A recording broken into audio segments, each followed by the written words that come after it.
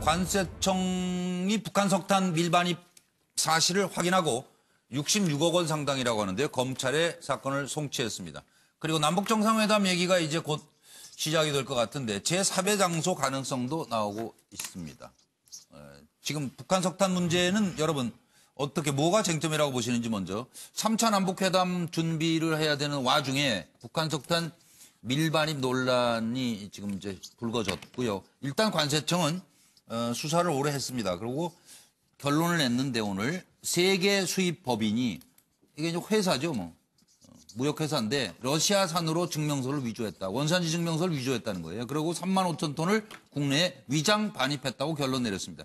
해당 선박 입항 제한, 억류 조치 및 검찰 송치 예정이다. 그리고 자유한국당은 정부 책임도 있다. 국정조사를 주장하고 있고요. 청와대는 한국과 미국은 공조와 신뢰 속에 북한산 석탄 문제에 대응하고 있다 밝혔습니다. 들어보시죠. 2017년 4월부터 10월까지 총 7회에 걸쳐 북한산 석탄 등 3만 5,038톤을 반입한 것을 적발하였고 석탄 수역체 대표 A씨 등 3명과 법인 3개사를 입건하였습니다. 피의자 A, B, C 등은 공모해서 북한산 석탄을 러시아 소재 항구로 운송한 다음 다른 배로 환적하여 한국으로 수입하면서 러시아산으로 원산지 증명서를 위조하여 세관에 제출하였습니다. 북한산 석탄을 반입한 것으로 확인된 선박 등에 대한 제재 여부는 관계기관 협의회에서 심의를 통해 결정할 사항으로 관세청은 송치 즉시 조사 결과를 외교부 등 관계기관에 통보할 예정입니다.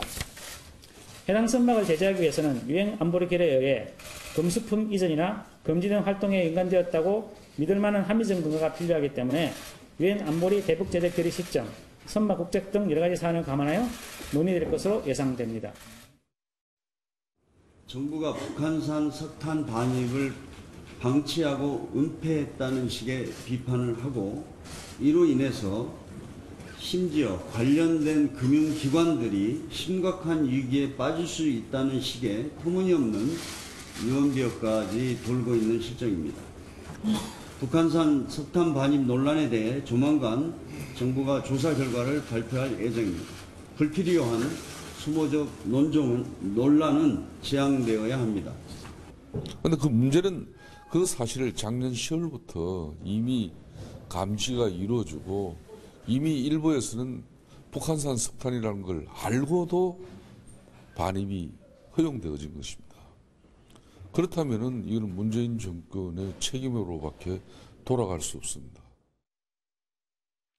지금 이게 이제 정치적인 이런 논란거리가 되니까 이걸 법적으로 먼저 접근해요. 정치적으로 먼저 접근할까요? 정태근 의원부터.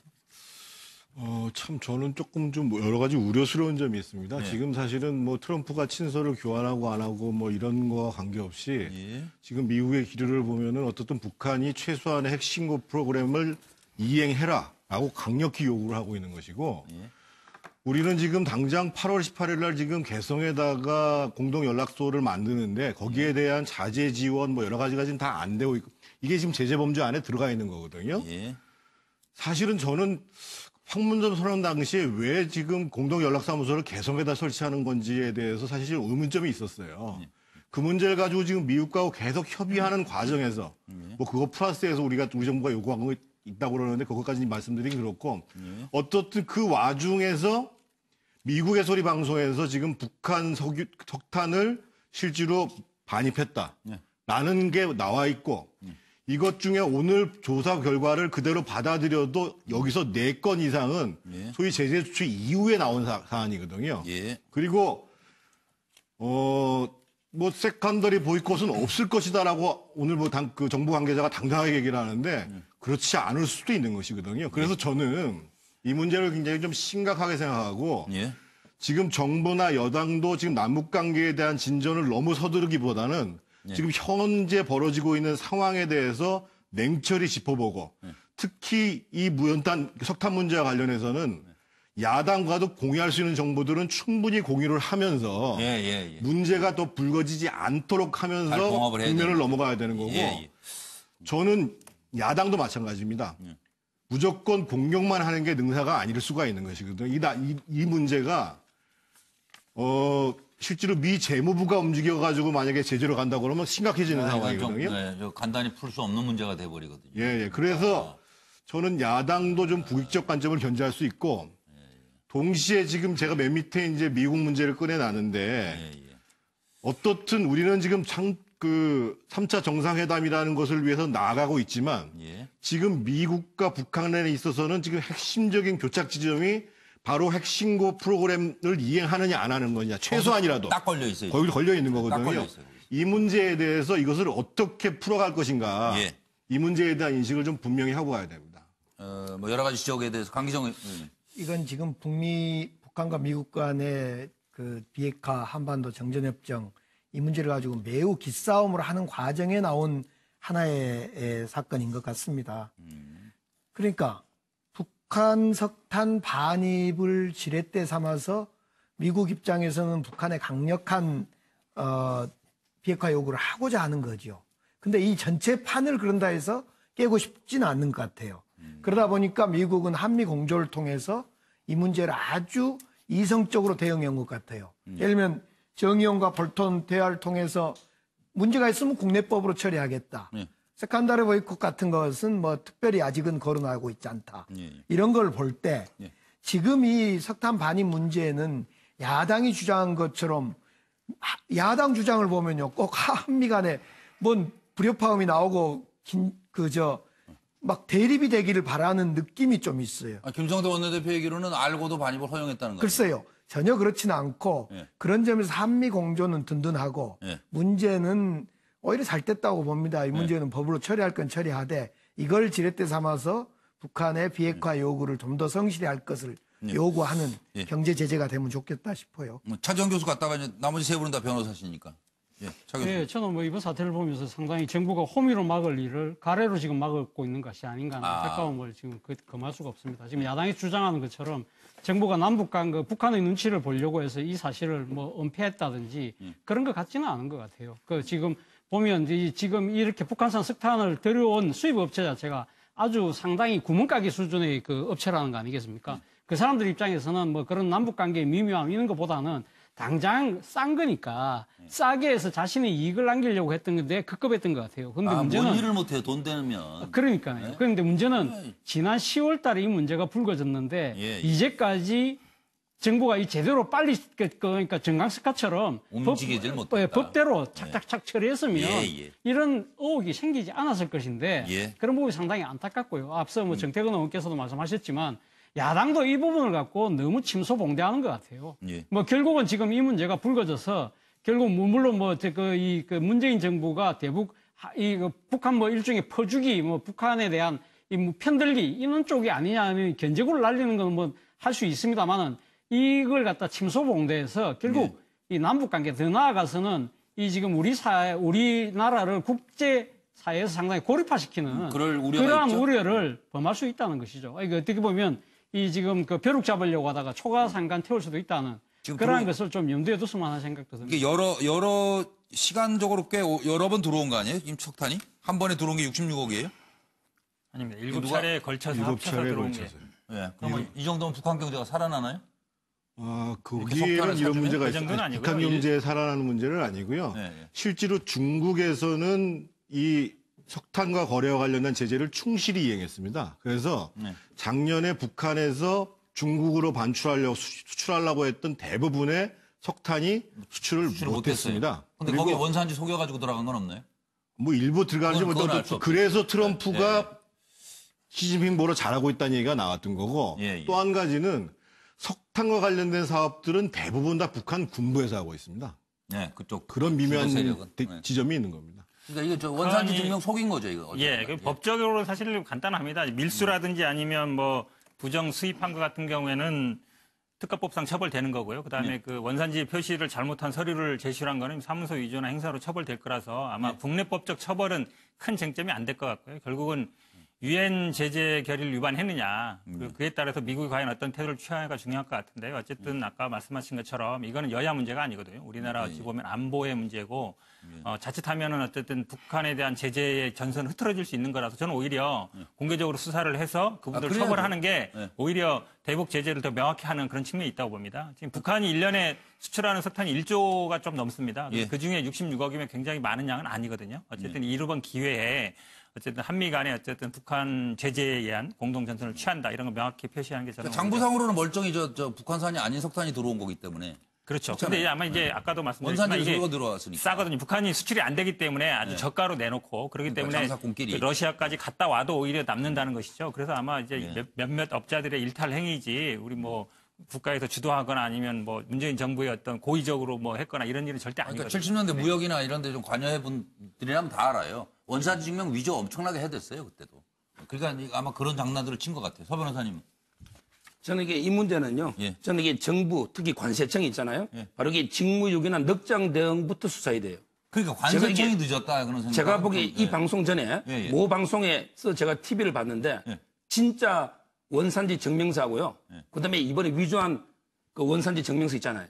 이게 제가 보기에 한눈에 딱 이 10초만 봐도 한눈에 이게 구별돼요. 왜냐면 이게 가짜는요. 배 이름도 이게 공란으로 빠져 있고 그다음에 러시아 어느 탄광인지 그 탄광명도 빠져 있고 너무 허접하게 위조한 거예요. 근데 이걸 못 보고 이게 우리나라에 들어올 수 있습니까? 제가 보기에 저는 관세청 공무원들 이 부분 되게 직무유기 어떻게 반입됐는지 이게 쏘을 걸 쏘고야죠. 정말 이게 치밀하게 쏘기 이런 게 아니고 영세업자들에게 너무 허접하게 쏘긴 건데 근무 자세가 잘못됐다. 그게 쏘고 넘어가서 이제 이게 10개월 한다는 게 도저히 납득이 안 되고요. 자, 그다음에 두 번째 세컨더리 보이콧 문제인데 이게 이번에는 넘어갈지 몰라도 다음에 이런 일이 반복되면 미국에 절대 그냥 안 넘어갑니다. 넘기게 아니하고요. 마지막으로 이게 저는 안보리 이행 결의 같은 게 국내법적으로 강제할 법이 없어요. 저는 이게 안보리 결의를 국내법을 만들어서 이게 결의를 어기면 어떻게 처벌해야 되지? 이런 게 대응이 필요하다는 거죠. 알겠습니다. 그럼 이제 윤기찬 부대변인. 이게 어찌됐든 미국과의 어떤 신뢰 문제로 좀 대두가 돼 있는 상태라서요. 지금 이게 10개월 동안에 일단 미국 대사관에서 관세청에 외교부에 알려주고 외교부에서는 관세청에 알려주고 관세청은 또 통일부, 통일부 또 해수부 이게 정부 기관들을 다 알려주게 된 것이거든요. 그런데도 불구하고 수입이 돼가지고 다 소비가 되고 유통이 됐단 말이에요. 그러니까 이것은 어쨌든 우리 정부가 소극적으로 대응했다라는 합리적 의심은 분명히 있는 거예요. 그러니까 내부적으로 이게 진실이 뭔지에 대한 규명이 필요한 게 아니고 대미국 관계에서 미국 외교 관계에서 야 이건 앞으로 우리 이렇게 안 할게라는 측면에서 비공개 국정조사는 검토해볼 필요가 있지 않느냐. 이것을 뭐 공개해서 국익에 손해가 난다는 걸 알고 있기 때문에 다만 향후 우리가 이거 엄격히 이걸 처리해서 향후 이런 일이 일어나지 않도록 하겠다라는 외교적 메시지는 줘야 되지 않냐 이런 생각을 합니다. 아까 조금 그 사실관계가 달라서 말씀을 드리는 건데 북한 석탄이 이제 2016년도에 5차 핵실험을 한 다음에 유엔 안보리 제재 제가 몇 톤인지 정확히 기억 못하겠습니다면서 전체 분량을 4억 달러로 제한을 받습니다. 총 750톤으로. 그러다가 4억 달러니까 한 4천억 정도 되겠죠 우리 돈으로요. 그러다가 이제 작년에 그 아까 제가 말씀드렸던 2371호 이제 발동이 되면서 전면이 이제 중단되게 되는 이런 과정으로 봐야 됩니다. 그래서 지금 이제 어쨌든 이 문제도 걸려 있고 그리고 종전선언 문제 또 비핵화 지금 북미 간의 대립 상태. 그런데 남북 정상회담이 지금 이제 예고가 되고 있어서 여러분들이 어떻게 예상하시는지 요건 한 두세 분만 말씀 듣고 넘어갔으면 좋겠어요. 3차 정상회담 논의 가을 외교전 본격 시작. 남북 정상의 고민이 깊어 보입니다. 4.27 판문점 선언에서 문재인 대통령이 올해 가을 평양을 방문하기로 한 거 아니에요? 그래서 북한 고위급 회담을 전격 제안했어요. 북한이 먼저. 그래서 이번 13일 다음 주에 이제 만납니다. 거기서 3차 정상회담 논의가 이루어질 텐데 우리는 비핵화 속도전을 요구하고 실질적 조치를 이끌어내야 한다. 그리고 중재자 역할이 더 막중해진 상황으로 보이죠. 북한은 남측에 먼저 회담을 제의했는데 미국엔 제재 불만을 드러내고 체제 안전 보장해달라 하는 요구를 더 강력하게 하고 있는 상황입니다. 들어보시죠. 내가 말씀드리면 뭐죠? 비행기로 오시면 제일 편안하시단 말입니다. 뭐 우리 도로라는 게 아까도 말씀드렸지만 불편하십니다. 내가 오늘 내려와 봐서 아는데 그렇기 때문에 비행기로 오시면 공항에서 영적 의식을 하고 또 이렇게 잘 될 것 같습니다. We continue to have conversations virtually every day, every other day or so with the North Koreans. And when I say conversations, that can be by phone, that can be by message, that can be by email. Those are 남과 북은 한반도의 평화와 번영, 통일을 위한 판문점 선언 이행 방안 협의를 위해 남북 고위급 회담을 8월 13일 판문점 통일각에서 개최할 예정입니다. 북측은 오늘 오전 통지문을 통해 판문점 선언 이행을 위한 남북 고위급 회담을 8월 13일 판문점 통일각에서 개최하여 판문점 선언 이행 상황을 점검하고 남북 정상회담 준비와 관련한 문제들을 협의할 것을 제의하였습니다. 자, 이번 남북 정상회담 어떻게 예상하고 계시는지 차례로 말씀을 듣겠습니다. 그 전에 7시가 벌써 되고 있는데요. MBN 뉴스와의 생방송으로 보고 계십니다. 늘 유튜브 그리고 페이스북으로 열심히 응원해 주시는 분들, 물론 TV 시청자들도 마찬가지입니다만 저희가 7시에 인사를 드리고 넘어가는데 오늘 뭐 주제가 심각해요. 왜 이렇게 심각해요? 오늘 패널들 분위기가. 패널 일부 좀 교체를 해야 되는 서로들 마음에 안 드세요? 누가 오늘 두 분 의원님이 좀 대표해서 정태근 의원님부터. 예, 8월 7일 날 입추였는데 입추가 지나자마자 조금씩 확실히 날씨가 달라졌어요. 하늘이 그래서 좀 멀어져요. 그동안 우리 유튜브를 통해서 또 시청하시는 모든 시청자 여러분들 참 여름 날씨가 힘드셨는데 이제 계절이 달라지고 있습니다. 그리고 아마 다음 주에 태풍이 지나고 나면 완연히 달라지지 않을까. 그래서 마지막 관리 잘 하시고 우리 뉴스와이도 더 사랑해 주시고 많이 홍보해 주십시오. 계속 응원해달라. 강기정 의원님도. 결국 영원한 건 없는가 봅니다. 무더위가 많이 칼날이 무더해진 것 같아요. 무더위 정말 이겨내느라 고생하셨습니다. 우리 토론자 패널과 함께 뉴스와이드 더욱더 함께 하겠습니다. 네. 구수하십니다. 두 분 얘기 잘 들었고. 차지영 교수님부터 이제 답을 주십시오. 남북정상회담. 예, 제가 지난주인가요? 그러니까 트럼프 대통령하고 북한 김정은 위원장하고 관계를 브로맨스라는 이야기를 했습니다. 그래서 남자들끼리 상당히 조금 서로 좋아하는 듯한.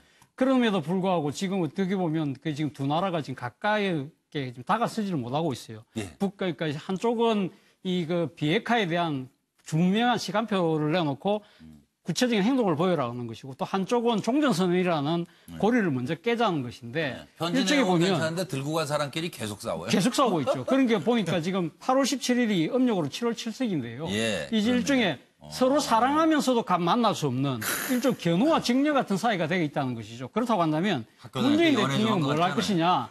결국은 문작교를 놔야 된다. 문 대통령이 양쪽을 가까이 만들 수 있는 다리를 만들어야 되지 않을까. 견우와 직녀의 오작교처럼 문 대통령이 까마귀와 또 까치의 역할을 할 필요가 있다. 바로 그 때문에 8말 9초라는 그런 정상회담의 스케줄도 상당히 다급하게 서둘고 있지 않을까 하는 생각인데요. 저는 그러한 노력이 분명히 결실을 좀 이뤘으면 하는 생각을 갖고 있습니다. 교수는 하여튼 학교 다닐 때 젊을 때 밤새 연애 편지 좀 쓴 것 같아요.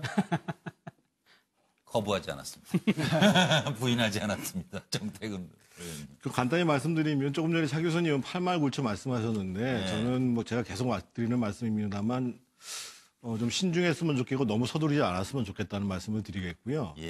특히 어떻든 지금 미국의 입장을 보면 아까 제가 일관되게 말씀을 드리는 게 최소한의 핵신고 이행 안 하면 더 진전 없다라는 것들을 지금 걸어놓고 있는 상황이고 그랬다면서요. 그래서 우리 정부가 지금 그래도 남북교류 확대를 해야 비핵화에 도움이 됩니다라고 얘기를 하고 있는데 지금 이게 잘 안 맞아 떨어지고 있는 거거든요. 그런 속에서 나온 게 지금 종전선언이라는 얘기고 사실은 여태까지 어떤 경우도 물론 세월이 많이 지나갔습니다만 전쟁을 선언으로 마무리 짓는 건 없거든요. 전쟁은 협정으로 마무리 짓는 겁니다. 그래서 근데 종전선언을 하게 되면 여태까지 얘기했던 전제 자체가 굉장히 많이 달라지는 측면이 있습니다. 그래서 저는 이런 문제에 대해서 제가 너무 신중한 입장인지 모르겠습니다만 문재인 정부도 상당히 좀 신중하고 가급적이면은 특히 미국과의 관계에 있어서 잘 조율된 진전된 행보가 필요한 시점이 아닌가. 그래서 아까 말씀드렸던 것처럼 정상회담 시기도 꼭 날짜를 그렇게 딱 정해놓을 꼭 기한을 정해놓고 할 필요가 있는가 이런 문제를 좀 말씀드리고 싶었습니다. 근데 어떻게 상황이 지금 뭐 남과 북이 뭐 신중하지 않고 예를 들어서 우리끼리 어떻게 아무리 빨리 가려고 해도 안 되는 게 또한 국제 현실 아닙니까? 그렇습니다. 이제 3차 이 남북 정상회담은 어떤 소기의 성과가 있어야만 이루어질 수 있을 것 같아요. 그럼 문 대통령 입장에서 그렇잖아요. 그 소기의 성과가 이제 4자 종전선언으로 나타나지 않을까. 예. 미중 남북. 예. 이 4자 종전선언 협정으로 선언으로 구체화될 때쯤에 가능할 것 같다 싶어요. 지금 ICBM 발사대 해체 문제라든가 유해 송환 문제, 이산가족 상봉 문제 등으로 해서 어떻든 북한의 제스처는 점점 있습니다, 사실은. 분위기는 맞추려고 하긴 해요. 그렇게 지금. 있고 네. 최근에 양재츠가 방한해서 한중 간에도 협의를 하고 있고 또 국무부 이야기 들어보면 북한하고 매일 주고받는다는 거 아닙니까? 뭐 메시지든 전화든 그런 점에서 물밑 대화가 지금 아주 치열하게 있기 때문에 이런 결과로 한중 미 북한 4자의 종전선언 정도의 성과를 만들어서 조만간에 3차 회담 하지 않을까 싶습니다. 그러니까 이게 한마디만. 예. 제가 이게 이번에 빠질려 했는데 저하고 생각이 같은 분이 없어서 제가 이게 짧게 한 말씀만 드리면 저는 이게 이번 만남이요. 이제까지 이게 3번째잖아요. 근데 전부 이게 북한의 절박한 요구에서 만났는데 저렇게 이번 의도, 북한의 의도는 바로 이게 그 한미 이간, 그 다음에 그 북핵 시간 끌기, 그 다음에 제재 무력화 이런 의도거든요. 제가 보기에 이번 정상회담이 저는 이게 철저하게 비핵화를 위한 정상회담이 돼야지 만약에 종전선언이라든지 이게 다른 의도로 한다면 이게 이 만남 자체는 제가 보기에 무의미합니다. 저는 이게 철저한 비핵화 회담이 돼야지 비핵화는 이게 그냥 두고 오로지 이게 종전선언을 의논하기 위해서 만난다면 선우가 뒤바뀌고 바로 이게 본말이 뒤바뀐 거예요. 근데 이제 전제가 불신과 아무것도 하지 않는다는 전제인데요. 사실은 제가 볼 때는 미국에서 가장 지금 고민이 큰 것이 ICBM 발사 해체 이거 아주 큰 것 같아요. 그러니까 자기는 땅이 그렇죠. 날라오니까요. 지금 사실 미국 입장에서는 핵보다도 어찌 보면 ICBM을 날르는 이거에 더 고민인 것 같아요. 그래서 아무것도 되지 않는 상황에서 전제하는 발언 같아서 서 변호사님 말씀이. 서 변호사님 말씀을 제가 좀 부드럽게 설명한 거예요. 저도 좀 반박을 안 할 수가 없는데요. 지난번에 이제 2차 정상회담 때도 보면 이제 북미 간의 정상회담을 하냐 마냐 굉장히 옥신각신을 할 때 남북 정상회담을 통해서 돌파구를 뚫었거든요. 지금도 보면 비슷한 상황입니다. 북미 간의 종전선언이 먼저냐, 비핵화를 몇 개월 내, 8개월 내에 70%, 80% 해라 이렇게 요구를 하고 있는데 결국은 그 중재자 역할을 할 수 있다는 거거든요, 우리가. 지난번에도 했듯이. 저는 이번 3차 회담이 지금 양자택일이라 그러는데요. 비핵화와 종전선언은 같이 가는 것이지 하나는 취하고 하나는 안 취하는 게 아닙니다. 그래서 그런 어떤 중재자 역할을 하기 위해서는 회담을 해야 됩니다. 자주 만날수록 좋은 거거든요. 여러 번 만나는 것 자체에 대해서 그 자체를 만날 필요 없다 이렇게 얘기할 필요는 없다고. 할 얘기는 많은데 다음 주에 하겠습니다. 가보자고 일단. 그리고 다음 주엔 좀 더 선선해지겠죠. 7시 6분이 됐습니다 벌써. 참 딱하다 싶은 생각이 들어요. 일국의 대통령이라는 그 엄청난 자리에 앉은 사람이 한 행동이라고는 믿어지지 않는데 실제로 그랬다는 증언이 자꾸 나와서 그렇습니다.